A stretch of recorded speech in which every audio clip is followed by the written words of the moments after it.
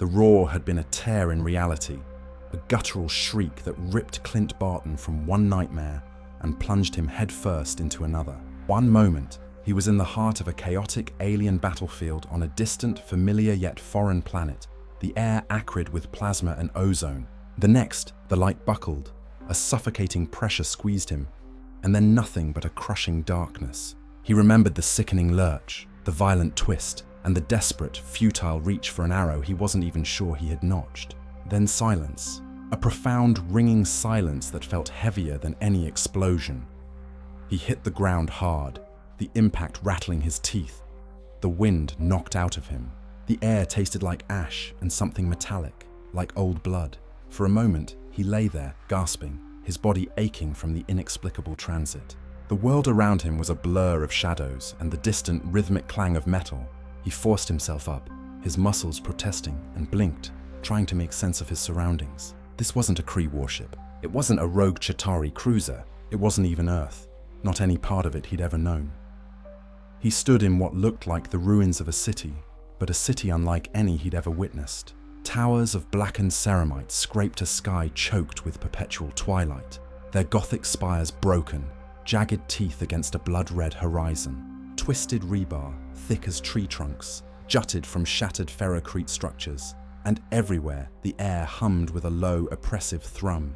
The scale of it was impossible. Everything was monumental, over-engineered, and utterly ravaged. The ground beneath his feet was a patchwork of rubble and churned earth, scarred by what looked like colossal tank tracks.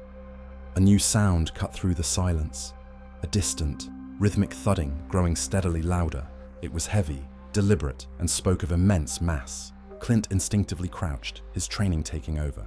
His hands went to his back, finding the familiar, comforting weight of his quiver, then to his bow, slung across his shoulders. He didn't question how they were still with him, or how he was in his combat gear. Survival instincts screamed louder than logic. He nocked an arrow, a standard broadhead, and peered through the skeletal remains of what might have once been a colossal archway. The thudding resolved itself into the unmistakable cadence of heavy footsteps. Not one set, but many. And then they came into view. Monstrous. That was the only word. They weren't Kree, they weren't Skrulls. These were men, but men encased in suits of armor so utterly massive, so profoundly intimidating, they redefined the very concept of a soldier. Each figure stood easily 8 or 9 feet tall, their bodies a mass of sculpted green ceramite plates, interlocked and bolted, adorned with skulls and intricate, unsettling symbols. Their helms were faceless, slitted visors glowing an eerie crimson, projecting an aura of cold, merciless resolve. They carried weapons Clint could barely comprehend, massive bolt guns that looked like portable cannons, their muzzles already spitting flashes of fire. "By the Emperor's light," a voice rasped, rough and urgent. "What in the warp?" Clint's head snapped to the sound. Tucked behind a crumbling bastion, half buried under rubble, was a group of what he could only describe as normal humans, though normal felt inadequate in this context. They wore tattered utilitarian uniforms of dull grey, their faces smudged with dirt and fear. They carried autoguns, weapons that looked flimsy compared to the titans of green, but their grips were white-knuckled. Their leader, a grizzled man with a cybernetic eye patch, was staring not at Clint, but at the approaching giants. His face was a mask of utter despair. "Hold the line, guardsmen," the man yelled, his voice cracking. "For the Emperor, don't let them pass." The guardsmen, few in number, braced themselves, their autoguns chattering a desperate, futile symphony against the onrushing behemoths. The green giants, the monsters, seemed to barely register the incoming fire. Bolts, explosive projectiles the size of Clint's thumb, ripped through the air, tearing apart the flimsy cover the guardsmen sought. One guardsman, a young woman, screamed as a bolt detonated near her, spraying her comrades with gore. She crumpled, lifeless. Clint felt a surge of cold fury. This wasn't a fair fight. This was a slaughter. Incoming fire from the south. A guardsman shrieked, pointing a shaking finger. More of the green giants were emerging from the ruins, flanking the trapped humans. The grizzled leader, Captain Kalen, clenched his jaw, his cybernetic eye whirred faintly, assessing the impossible odds. They were surrounded. The Xenos, or traitors, it scarcely mattered which, were closing in. He had barely a squad left, and these hulking warriors were cutting through them like paper. Hope was a dying ember. He saw the new arrival then, A figure in strange, dark clothing, crouched low, holding what looked like an ancient hunting bow. Kaelin's mind, battered by weeks of unrelenting combat, struggled to process it. An unarmored civilian here, in the heart of the Hive Secundus under siege by the Dark Angel's traitors. It was madness, but the figure moved with a fluid grace that spoke of danger. The stranger drew an arrow, aimed, and let it fly. The arrow, a simple projectile, seemed laughably small against the armored giants. It zipped through the air, impossibly accurate, and struck one of the hulking figures directly in the joint of its shoulder armor. There was a faint clink, a spark, and the arrow snapped, harmlessly deflected. The giant didn't even flinch. Clint swore under his breath. Vibranium armor, maybe? Or something even tougher. His standard arrows were useless. He needed a different approach. He scanned the battle, his eyes darting, assessing weaknesses, vulnerabilities. The giants were slow, cumbersome in their armor, but unstoppable. Their weapons were devastating. The guardsmen were dying one by one. You, stranger, Kaelin bellowed, his voice raw. Get to cover! You'll be vaporized. Clint ignored him. He saw a gap in the giants' formation, a momentarily exposed flank as they advanced. He unslung a different arrow from his quiver, one tipped with a small glowing device. A PIM particle arrow, not for growth or shrinking, but a specialized variant for focused energy discharge. He aimed, leading the largest of the green warriors, and fired. The arrow zipped, a whisper of flight, and embedded itself in the exposed power pack on the giant's back, a place where armor plates met and coolant vents hummed. A blinding flash erupted, followed by a concussive boom that momentarily deafened everyone. The green giant stumbled, its massive form rocking. Smoke billowed from its back, and sparks showered from the damaged power pack. The warrior staggered, its internal systems clearly compromised, and then, with a slow, grinding groan, it collapsed, an inert mountain of ceramite. Silence. The remaining green giants paused, their crimson visors swiveling, trying to process the impossible. The guardsmen too froze, their eyes wide with disbelief. Kaelin's jaw hung slack. A single arrow, a single flimsy projectile from an archaic weapon, had felled one of these monsters. What in the Emperor's name was that? Kaelin whispered, staring at Clint with a mix of awe and terror. Clint didn't answer. He was already knocking another arrow, his movements precise and economical. This one was a sonic blast arrow, designed to disorient and disrupt. He needed to buy the guardsmen time. The giants, recovering from their momentary shock, roared, a guttural, synthesized roar that vibrated through the ground. They renewed their advance, their bolt guns spitting death with renewed fervor. Fall back to the main barricade, Kaelin screamed, snapping out of his stupor. He gestured wildly to his remaining 5 guardsmen.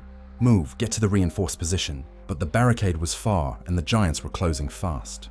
Clint fired his sonic arrow. It detonated mid-air with a piercing shriek that made everyone wince, even the giants, whose movements became momentarily jerky and uncoordinated. It wasn't enough to stop them, but it bought a precious second. This way, Clint yelled, his voice cutting through the din, surprising himself with the raw authority in his tone. He pointed to a narrow alleyway, half choked with debris, too small for the hulking giants to navigate quickly. Now! Kaelin hesitated for only a fraction of a second, then barked orders to his men.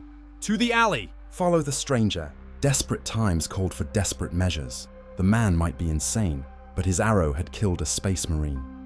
They scrambled, diving headlong into the debris-strewn passage.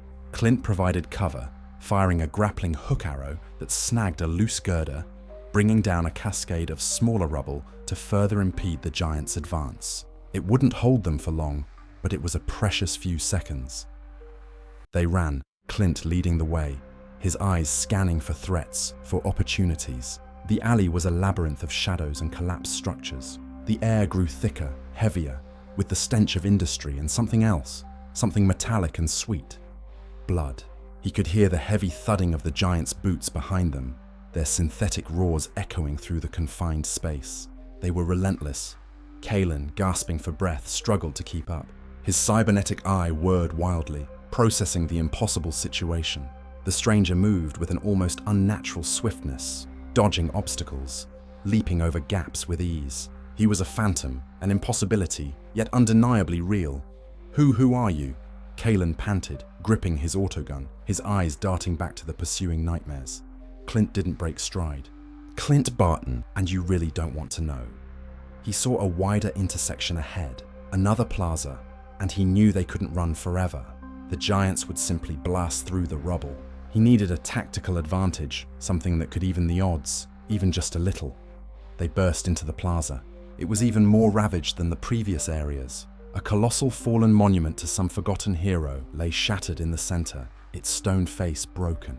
The air here was colder, carrying a faint, distant wail that sent a shiver down Clint's spine. His eyes immediately went to a collapsed communications tower, its twisted antenna piercing the twilight sky. It was precariously balanced. An idea, wild and desperate, sparked in his mind. But before he could act, another group of figures emerged from the far side of the plaza. Not the green giants this time, but something even more horrifying. They were gaunt, skeletal creatures, their skin stretched tight over bone, their eyes burning with a malevolent emerald glow. They carried eerie, green-bladed weapons that crackled with energy, and their movements were unnervingly silent, like ghosts gliding across the rubble. Necrons.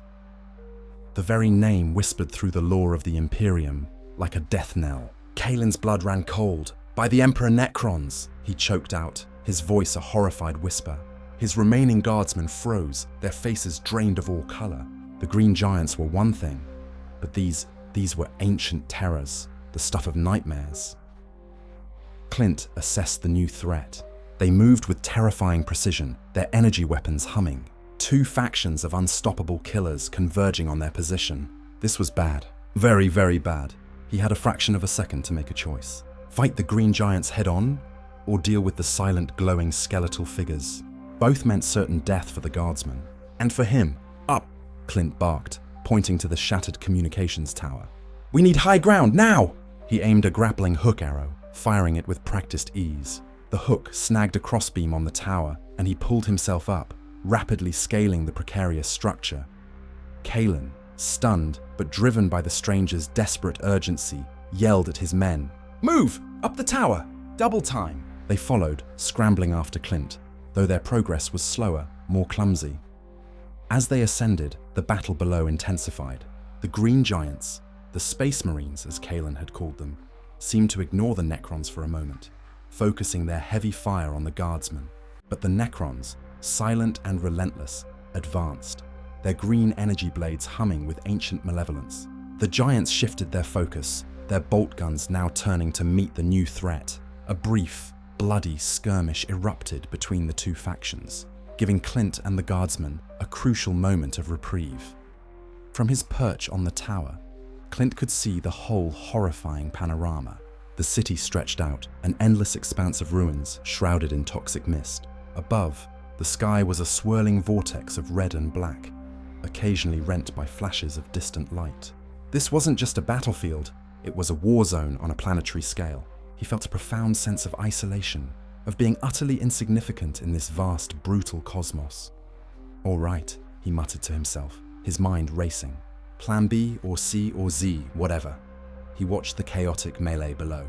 The Space Marines, for all their power, seemed to be struggling against the Necrons' relentless, unfeeling advance. Their bolt guns tore through the skeletal warriors, but the Necrons simply reassembled, their shattered pieces reforming with a horrifying, metallic shimmer.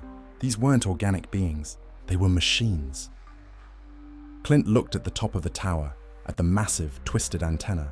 It was still somewhat intact, a heavy metal spear pointing at the sky. "If he could bring it down, strategically, Captain," Clint called down to Kaelin, who was now halfway up the tower, breathing heavily. "How stable is this thing?" Kaelin looked up, his face grim. "Stable? By the Emperor's grace, barely. It's a miracle it hasn't collapsed already." "Why?" "I need to bring that antenna down," Clint said, pointing to the top. "Right on top of those green guys. That might buy us some real time." Kaelin stared at him, aghast. "You're mad. You'll bring the whole tower down on us. It's too risky." "Do we have another option?" Clint retorted, gesturing to the escalating battle below. A Necron warrior, its chest blown apart by a bolt gun round, shimmered and reformed, its green eyes glowing with renewed malice. "They're not stopping. And those green guys? They're coming back for us eventually. We need a distraction, something big." Kaelin gritted his teeth. The stranger was right. They were trapped, caught between two unstoppable forces. The tower was their only high ground, but also a cage. He nodded, resigned. "All right, stranger. Do what you must. But if we die, I'm haunting you to the warp and back." Clint didn't smile. He unslung a specialized arrow, an explosive tip with a small focused charge. This wasn't about raw power, it was about precision. He needed to hit the structural weak points of the antenna. He scaled higher, faster, his agile movements a stark contrast to the lumbering ascent of the guardsman. He reached the highest stable point, the wind whipping at his cloak. Below, the plaza was a maelstrom of green and crimson, bolt gunfire meeting energy blades. The sight was horrifying, exhilarating, and utterly alien. He focused, pushing away the shock and fear, letting his training take over. He identified 3 key anchor points where the antenna met the main tower structure, already weakened by age and conflict. He fired the first arrow. It struck true, a small explosion tearing a chunk of ferrocrete from the tower. The structure groaned, a deep metal scream. He fired the second, then the third, each one a precise strike. With each impact, the tower shuddered more violently. Below, Kalen and his guardsmen clung to the vibrating metal, their faces etched with terror. The antenna began to tilt, slowly at first, then with increasing momentum. It was a massive structure, easily 100 feet long, a spear of twisted metal and ceramite. It began to fall, accelerating towards the plaza below, aimed squarely at the cluster of Space Marines battling the Necrons. A warning cry ripped from a Space Marine's Voxcaster. They looked up, their crimson visors tracking the falling monstrosity. Too late. The antenna crashed down with a deafening roar, shaking the very ground. Ceramite shattered, metal screamed, and a wave of dust and debris erupted, engulfing the plaza. Several Space Marines were crushed instantly, their mighty armor no match for the sheer weight and force of the falling structure. Necrons too were swept away, their metallic bodies shredded, though Clint knew they would reform. The impact brought them a momentary reprieve. The surviving Space Marines were disoriented, scrambling out of the dust cloud. The Necrons, though less affected by the physical impact, were still momentarily scattered. "Now!" Clint yelled, already moving, sliding down the side of the tower, using ropes and handholds with practiced ease. Move! We need to find cover! Something more permanent. Kalen and his guardsmen followed, their movements clumsy and panicked compared to Clint's fluid descent. The air was thick with dust, the cries of injured Space Marines, and the eerie, reassembling clicks of the Necrons. As they reached the ground, Clint saw a path, a gaping hole in the side of a titanic, collapsed building, one that looked like it might lead to a sublevel, a network of underground tunnels. It was a desperate gamble, but it was their only option. "This way," Clint urged, pushing past debris, his eyes burning with determination. They needed to get underground, away from the aerial bombardment and the overwhelming forces above. He had no idea what lay beneath, but it couldn't be worse than being caught between these two apocalyptic factions. They scrambled into the dark maw of the collapsed building. The air immediately grew colder, heavier, filled with the scent of damp earth and decay. Their footsteps echoed unnervingly in the vast, lightless space. Kalen switched on a small handheld lamp, its weak beam barely piercing the gloom. The interior was a cavernous ruin. Massive structural beams twisted like pretzels. Enormous pipes ruptured, dripping stagnant water onto the floor. "Keep moving," Clint whispered, his voice low and urgent. "And keep your eyes open. We don't know what's down here."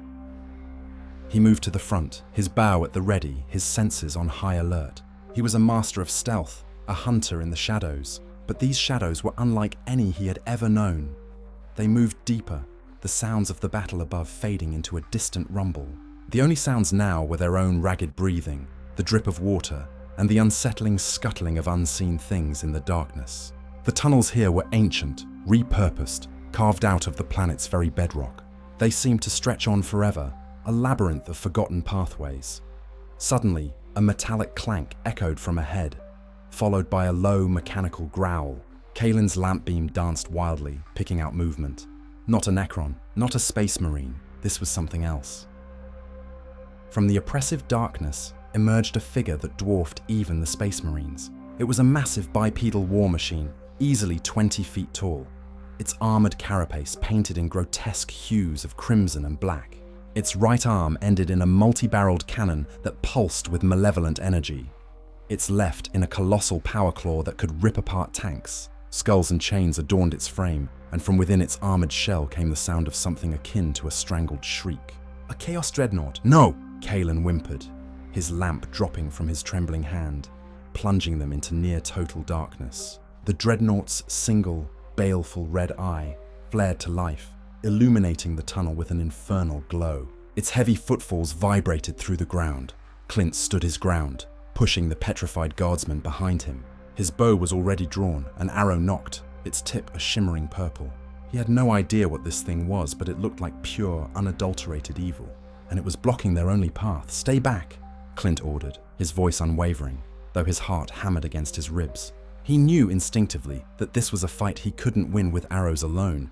This was a monster, a true monster, but he had to try. He had to buy them time. The dreadnought roared, a sound of agony and fury, and began to charge, its power claw swiping, its cannon winding up. The tunnel shuddered with its advance. Clint took a breath, his focus absolute, and released his arrow. A powerful EMP arrow designed to disable electronics. It struck the dreadnought's visible headplate near its optical sensor. A shower of sparks erupted, and the dreadnought momentarily faltered, its red eye flickering erratically. But it recovered almost instantly, its roar intensifying. The EMP had barely registered. Clint swore, grabbing another arrow from his quiver, this one a volatile incendiary.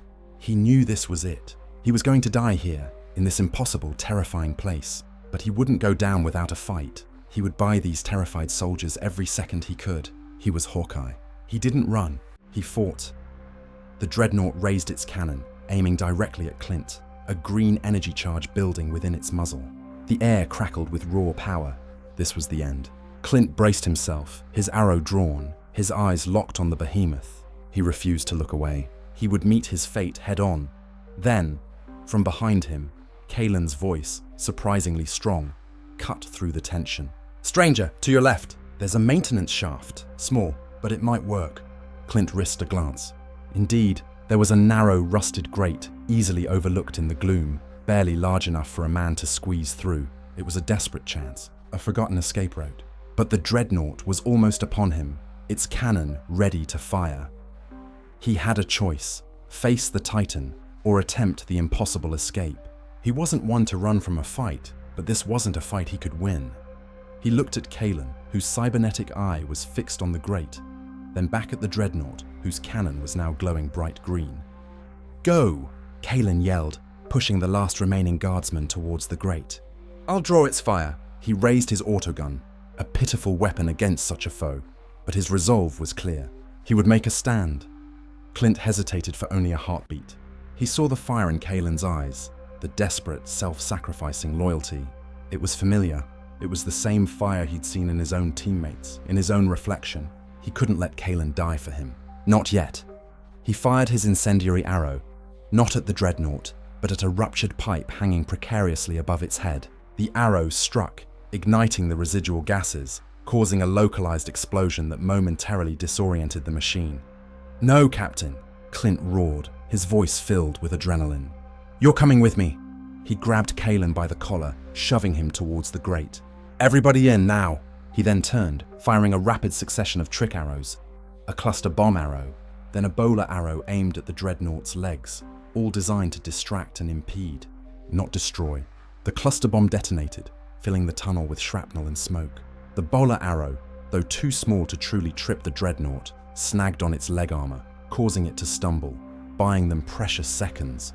"Go, go, go!" Clint yelled, pushing the last guardsman through the grate, then Kalen. He followed quickly, squeezing through the tight opening just as the dreadnought recovered from the blast, its cannon charging again, its roar shaking the very foundations of the tunnel. He slid down the shaft, landing awkwardly on a pile of refuse below. Kalen and the guardsman followed, falling onto the same heap. The air down here was thick with dust and the reek of ancient decay, but it was safe, for now. Above them, the dreadnought's enraged roar echoed, followed by the sound of its power claw tearing at the grate, trying to rip it open. "Move!" Clint ordered, scrambling to his feet. It won't hold for long. They moved through a narrow, dark passage, deeper into the forgotten bowels of the city. The sounds of the dreadnought's fury slowly faded, replaced by the unsettling silence of the deep earth. What was that thing? One of the guardsmen whispered, his voice trembling. "A chaos." "Dreadnought," Kalen answered, his voice still hoarse but with a spark of renewed, grim determination. A defiled warrior of the Imperium, encased in a walking tomb, driven mad by the warp, and it would have torn us limb from limb. He looked at Clint, his cybernetic eye fixed on him. You saved us, stranger. Again. Clint didn't respond, his mind already racing, processing the new information. Chaos, warp. He had so many questions, but no time for answers. He was still alive somehow, and he had a small, terrified group of allies. He led them through the twisting, lightless tunnels. The air grew stale, heavy, and the silence was unnerving. He could sense ancient secrets in these forgotten passages, a history too vast and brutal for his mind to comprehend. Every shadow seemed to hold a threat, every distant creak a harbinger of doom. He was in deeper than he'd ever been, further from anything he understood, anything he could fight with his arrows alone. He was in a nightmare, and he had no idea how to wake up. Suddenly, a faint, rhythmic thrumming sound began to emanate from the walls, growing steadily louder, more intense. It was a low, resonant vibration that seemed to penetrate their very bones, filling them with an inexplicable sense of dread. The tunnel walls themselves began to glow faintly, with an ethereal, pulsing green light. What is that? A guardsman stammered, his eyes wide with terror. Kaelin's face went white. No, it can't be they're here. They're everywhere. The green light intensified, bathing the tunnel in an eerie, sickly glow. The thrumming became a roaring crescendo, and then the tunnel walls themselves began to shift, to move. Massive slabs of ancient metallic architecture began to recede, revealing vast, cavernous spaces beyond. And within those spaces, countless glowing green eyes flickered to life. They were in a Necron tomb world. They had fled one horror, only to stumble into an ancient, awakening terror.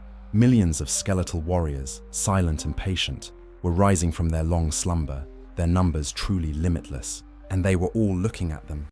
Clint, his bow still raised, felt a chill deeper than the deepest vault of space. He was a master archer, a skilled warrior, but this was an apocalypse, an entire legion of unfeeling immortal machines. He was one man, with a bow and a handful of terrified soldiers, against an entire awakening civilization of death. The thrumming intensified, a symphony of reanimation, of awakening doom. He was trapped. He was utterly, completely, irrevocably trapped. Clint stood frozen, the thrumming growing to a deafening roar that vibrated through his very bones. The green light intensified, sickeningly bright, illuminating an impossible vista.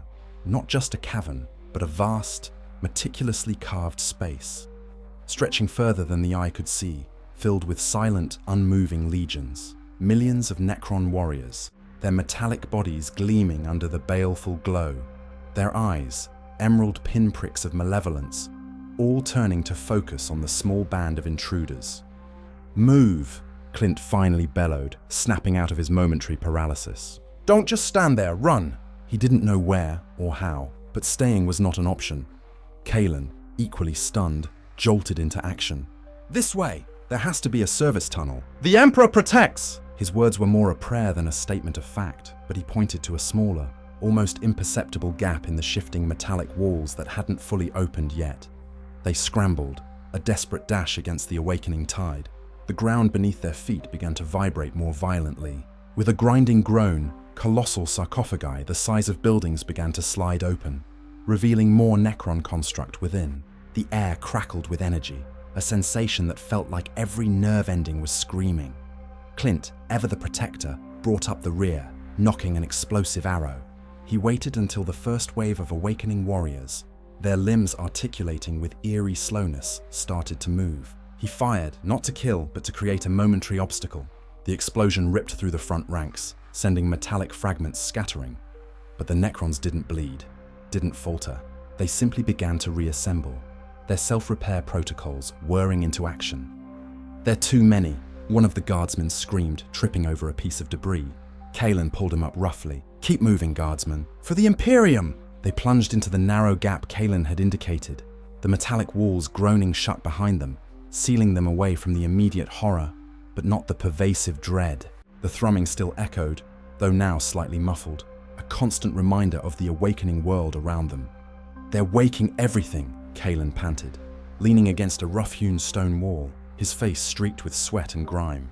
This whole tomb world is coming online. We've disturbed them. Disturbed them? Clint scoffed, checking his quiver. We just walked into their living room while they were having a nap. He grimaced. So tomb world. What exactly are these things? Machines? Aliens? Kalen looked at him, his cybernetic eye whirring. They are the Necrons, stranger. Ancient Xenos, creatures of living metal. They once ruled this galaxy, millennia ago. Then they slept. And now they awaken, he shuddered. They seek to reclaim what they believe is theirs, and they have no mercy, no emotion. They are death, made manifest. Clint nodded slowly. No emotions. Living metal, immortal. This was a whole new level of threat. All right, new plan. Find an exit, any exit, and try not to get turned into spare parts. He examined the tunnel they were in. It was dark, claustrophobic, and utterly devoid of any natural light. Kalen's lamp, though dim, was their only source of illumination. They moved on, the silence of the tunnels punctuated only by their ragged breathing and the distant, unsettling thrum of the Necron awakening. Clint led the way, his senses hyper-alert, every shadow a potential threat. He found himself relying on his training more than ever. The instincts honed on 100 battlefields, now adapting to a wholly alien environment. After what felt like hours, they stumbled into a larger chamber. It was clearly a forgotten maintenance area, filled with rusted machinery and ancient, cracked conduits. The air was thick with dust and the metallic tang of decay, but more importantly, there was a faint gust of wind, and with it, the faintest hint of something familiar. Fresh air, or at least something less stale than the tomb. Air current, Clint murmured, pointing. There's a way out here. Kalen, hope flickering in his eyes, moved towards the source. By the Emperor, a ventilation shaft. It must lead to the surface, or at least closer to it. The shaft was narrow, barely wide enough for a man, and ran vertically upwards. It was a long climb, treacherous with corroded rungs and crumbling handholds. Clint, with his superior agility, went first, testing each rung. The guardsmen followed, their exhausted bodies protesting every movement. Kalen, despite his age and injuries, pushed on, driven by sheer will. As they ascended, the sounds of the Necron awakening grew fainter, replaced by a new set of sounds. The distant rumble of explosions, the crackle of energy weapons, and the guttural roars Clint now associated with the Space Marines. The battle above was still raging. Finally, after an arduous climb that left them all gasping for breath, Clint reached the top. He pushed aside a heavily corroded grate, peering out. The sight was familiar in its horror. They were in another ruin, much like the first, but this one seemed to be on the periphery of the main conflict. The air was acrid with smoke and ozone, the sky still a bruised blood red. Clear for now, Clint announced, pulling himself out. Kalen and the guardsmen followed, collapsing onto the rubble-strewn ground, gratefully gulping down the stale but breathable air. We're still in Hive Secundus, Kalen muttered, looking around with a grim expression. And the traitors are still fighting the Necrons. A three-way war, just our luck. Traitors? Clint asked, confused. The Green Giants? I thought they were just bad guys. Kalen shook his head. They are Space Marines, stranger. Genetically engineered warriors. The finest humanity has to offer. But those are the Dark Angels. Or what's left of them. Traitors. Fallen to the whispers of chaos. They fought for the Imperium once, but now they serve darker masters.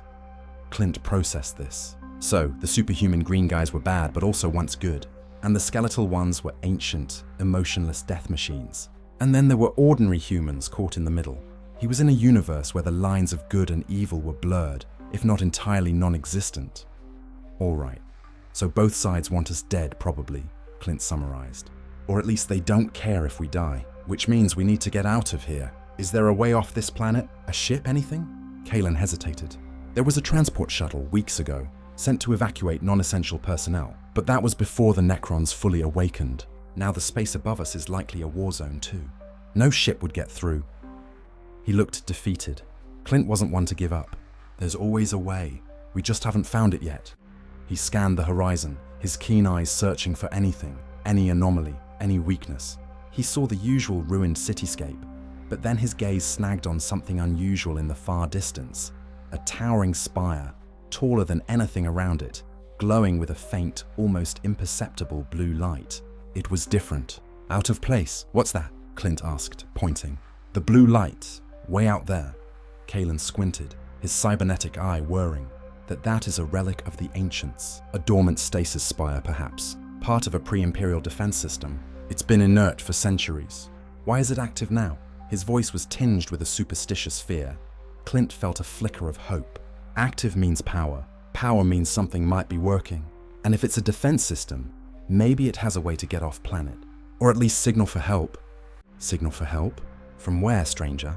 Kalen's voice was laced with despair. This sector is lost. The Imperium has bigger wars to fight. We are alone. Maybe, Clint conceded. But we're alive, and that spire is our best shot. He looked at Kalen, then at the two remaining guardsmen, their faces gaunt, their eyes hollow with fear, but a spark of determination now visible. You guys in? Kalen looked from the spire to the raging battle, then back to Clint. The stranger was an enigma, but he was also their improbable savior. We are guardsmen, stranger. We follow orders. And right now, your orders are the only ones making sense. The journey to the spire was a grueling odyssey.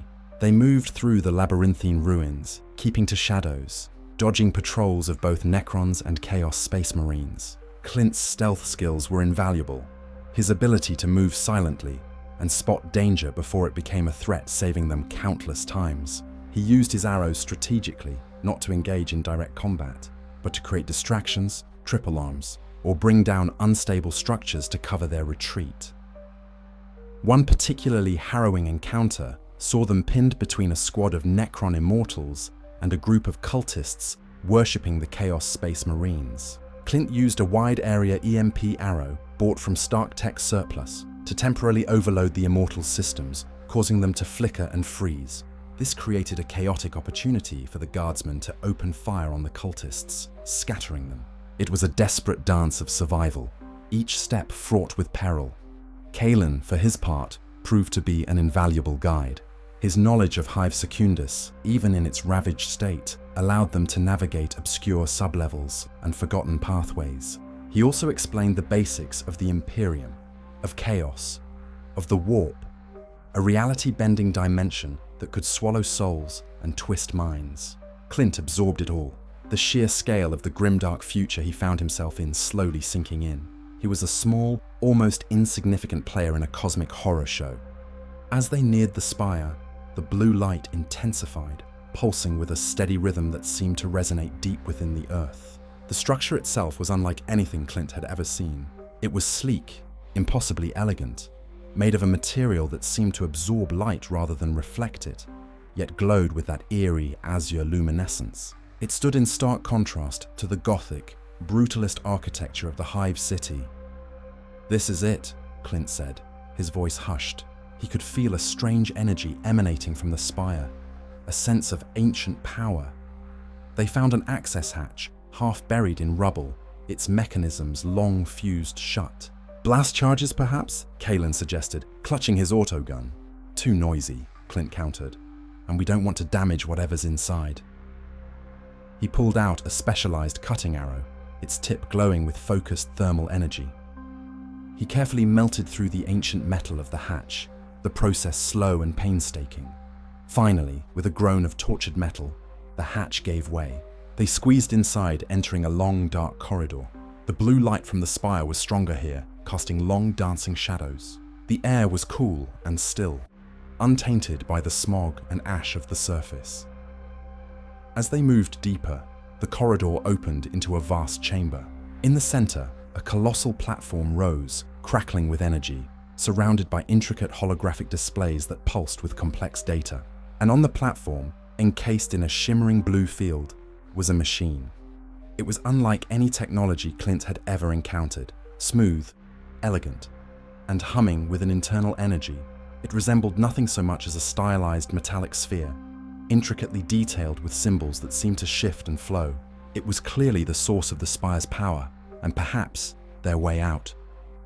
But then, a voice, ancient and resonant, filled the chamber, echoing from the very walls. It was a voice that held the weight of millennia, detached, yet undeniably intelligent. "Intruders," it intoned. "Unauthorized access. State your purpose." Clint, bow drawn, scanned the room, but saw no source for the voice, no visible entity.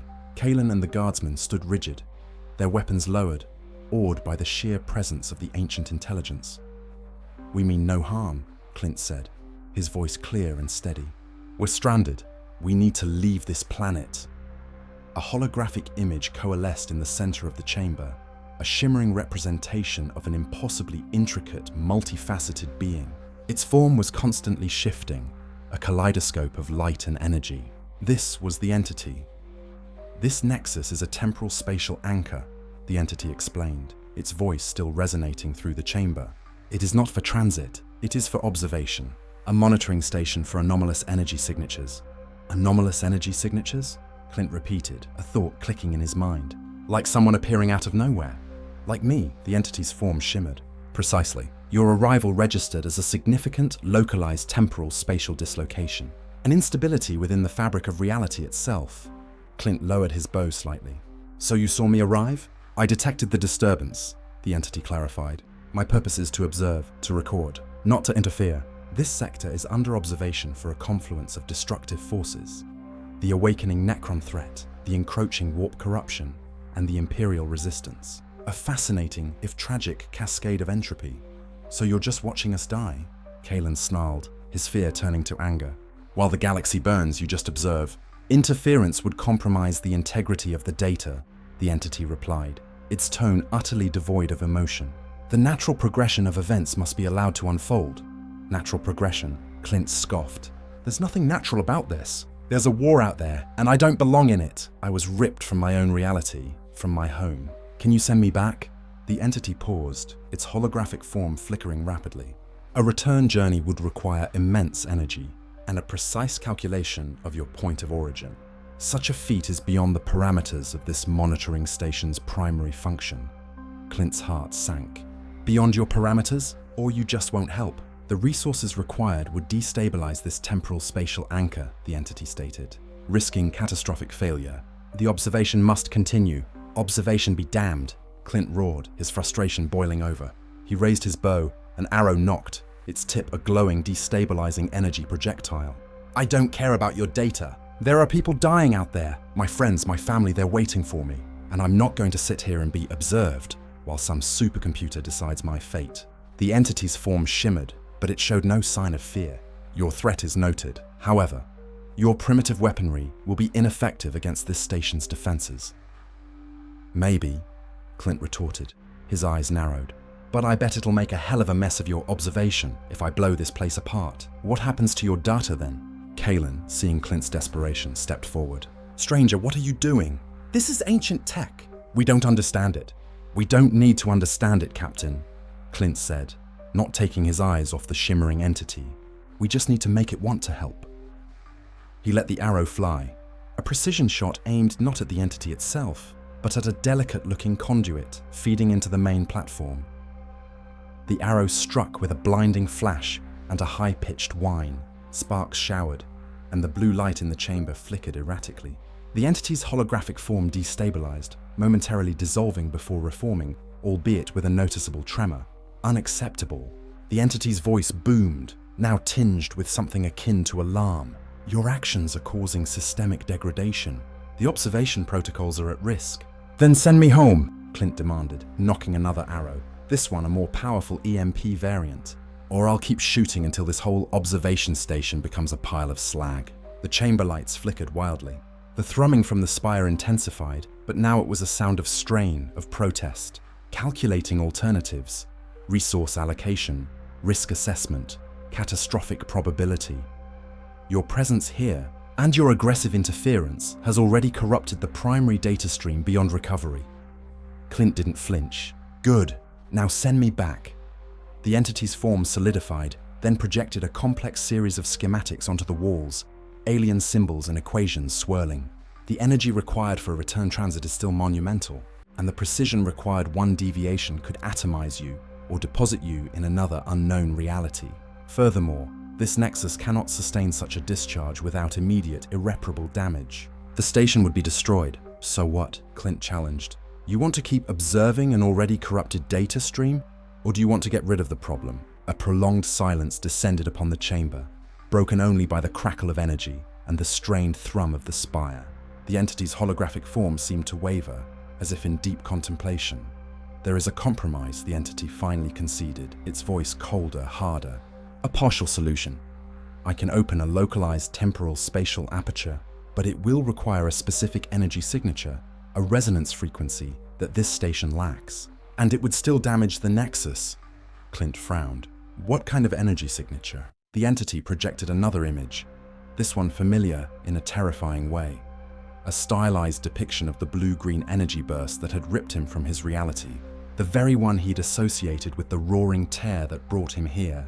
That specific temporal spatial disruption was unique, a raw, uncontrolled burst of reality-bending energy. If such a signature could be replicated, or rather, channeled, it might open a path. Clint's mind raced. That roar, that twist, it had felt like an explosion, like a tear. An energy signature. He looked at his quiver, then at Kalen. Is there anything around here that could create that kind of energy? Something volatile? Something dangerous? Kalen's eyes widened. Stranger, you don't mean? No, it's madness. But the traitors, the Chaos Space Marines, their warp-tainted weapons, their rituals, they draw on the raw, destructive power of the warp. It is anathema, a corruption of reality itself. But it is potent and uncontrolled. Clint nodded, a grim determination setting on his face.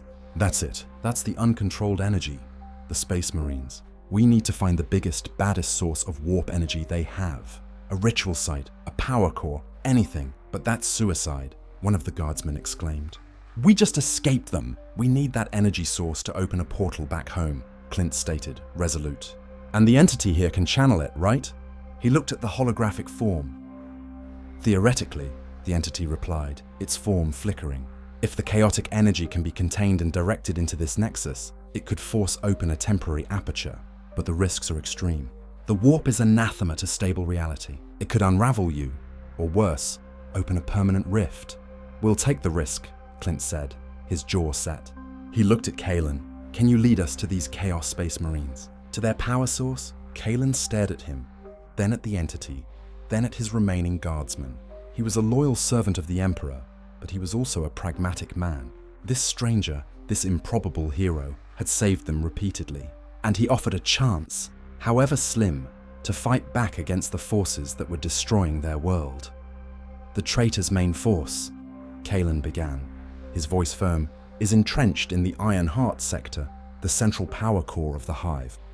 They've been trying to tap into its dormant energies, to corrupt it for their dark rituals. It would be a strong source of warp energy, but it's also their fortress, heavily defended, and the Necrons are likely trying to reclaim it too. Clint nodded. Perfect. A three-way dance. Just how I like it. He turned to the entity. Can you hold open a portal even for a few seconds if we get that energy here? If the energy is sufficient and channeled correctly, I can stabilize a temporary aperture for a brief duration, the entity confirmed. The Nexus will be severely damaged, perhaps destroyed. My function will cease. A small price to pay for not being observed anymore, Clint muttered. He looked at Kalen.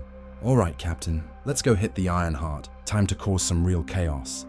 They emerged from the spire, no longer fleeing, but on a desperate mission. The blue light of the temporal spatial anchor served as their beacon, a distant target for their dangerous plan. The city outside was even more ravaged, the conflict between Necrons and Chaos Space Marines escalating. The sky was now a permanent maelstrom of red and black, rent by streaks of green energy and explosive bolt gun fire.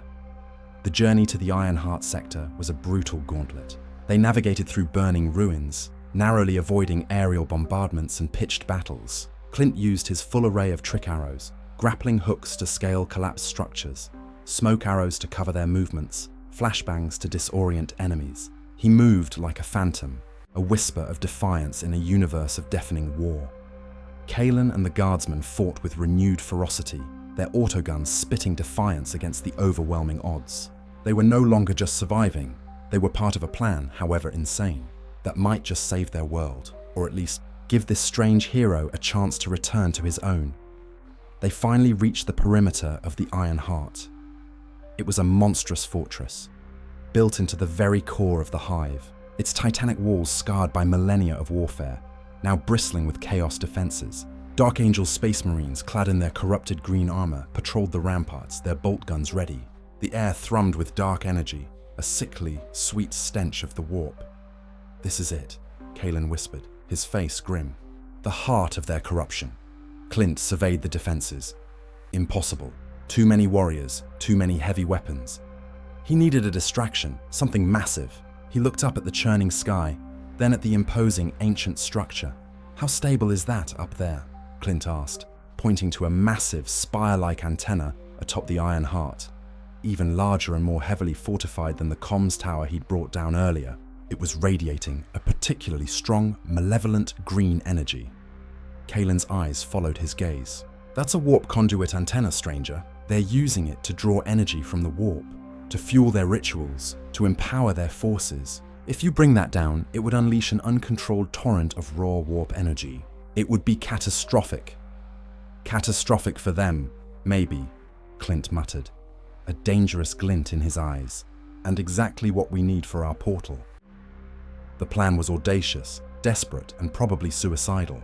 Clint would scale the Iron Heart using his agility and stealth to reach the warp conduit antenna. Once there, he would use a specialized, high-yield explosive arrow to sever its main support struts. The uncontrolled warp energy, once unleashed, would create the chaotic energy signature the temporal spatial anchor needed. Meanwhile, Kalen and his guardsmen would create a diversion at the main gate, drawing as much attention as possible. It was a suicide mission for them, but Kalen refused to let Clint go alone. "If you are to return to your home, stranger," Kalen said, his voice firm, "then we will give you that chance. For the Emperor and for hope." Clint nodded, a rare, grim smile touching his lips. "Thanks, Captain. Try not to die. I owe you a beer." They separated. Kalen and the guardsmen, with a desperate battle cry, launched a desperate assault on the main gate, their autoguns chattering a defiant symphony against the monstrous defenses. Heavy bolt gunfire erupted in response, and the sounds of fierce combat echoed through the ruined city. Clint, meanwhile, was a shadow in the night. He scaled the sheer walls of the Iron Heart, using grappling hook arrows, climbing claws, and pure, unadulterated willpower. He moved with a speed and silence that defied the heavy gravity of the world, a phantom slipping through the enemy lines. He bypassed patrols, silenced sentries with a precise, non-lethal stun arrow, and navigated the treacherous warp-infused architecture. He reached the base of the warp conduit antenna. It was a monstrous structure, pulsing with raw, uncontrolled green energy that crackled around him. He could feel the warp's vile whispers, its insidious influence trying to worm its way into his mind, showing him glimpses of terrifying realities, of unimaginable horrors. He pushed it back, focusing on his mission, on the faces of his family, on the life he fought to return to. He unslung his most powerful explosive arrow, a prototype designed for breaching heavy armor. It was his last shot. He aimed at the main support pillar, the thickest structural point of the antenna, where the warp energy seemed to concentrate most intensely. Below, the battle raged. He could see Kalen and his guardsmen, tiny figures holding their ground against overwhelming odds, buying him precious seconds. They were dying for him, for a chance he might not even make. "For my family," Clint whispered, and released the arrow. The arrow flew true, burying itself deep into the support pillar. A blinding, deafening explosion ripped through the antenna. The structure groaned, screamed, and then began to tear itself apart. Raw, uncontrolled warp energy erupted, a colossal torrent of green fire that ripped into the sky, tearing open reality itself. The ground shook violently, the Iron Heart fortress convulsing under the uncontrolled discharge. Chaos Space Marines screamed as the energy consumed them, their defenses collapsing. A monstrous, multi-dimensional vortex began to open above the Iron Heart, a swirling maelstrom of raw, psychic energy. It was beautiful, terrifying, and utterly alien. Clint didn't wait. He immediately turned, firing a grappling hook arrow towards the distant blue spire of the temporal spatial anchor. He felt a surge of energy, a pull, as the entity within the spire began to channel the raw warp energy, using it to stabilize the portal.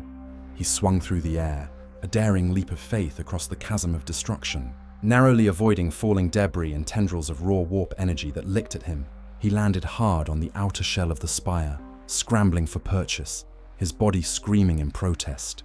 He could feel the spire thrumming violently, the temporal spatial anchor working at its absolute limit. The entity's voice, now strained and fragmented, echoed in his mind.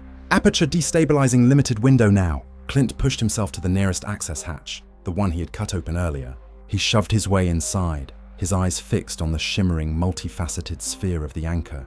It was glowing with an unbearable intensity, a deep, pulsating blue that fought against the encroaching green of the warp. The chamber was empty. Kalen and the guardsmen had not made it. Clint's heart ached, but there was no time for grief. He had to go. The entity coalesced into a final, shimmering form. The aperture is open, a quantum tunnel to your origin point, but it is unstable. Once you pass through, the nexus will collapse. There will be no return, and this reality will face its fate. Clint nodded.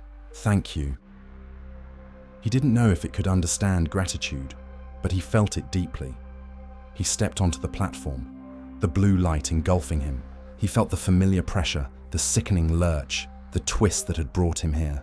But this time it was different. It was focused, purposeful. He looked back at the fading image of the entity, at the chamber, at the glimpse of the Warhammer 40,000 universe he was leaving behind. Good luck, he whispered, to Kalen, to the guardsmen, to a galaxy he hoped would find its way. Then, the world buckled, twisted, and he was gone. He hit the ground hard, the impact rattling his teeth, the wind knocked out of him. The air tasted like oxygen, and exhaust fumes, and a faint hint of pizza. Familiar. He lay there for a moment, gasping, his body aching, not from inexplicable transit, but from the brutal exertion of an impossible mission.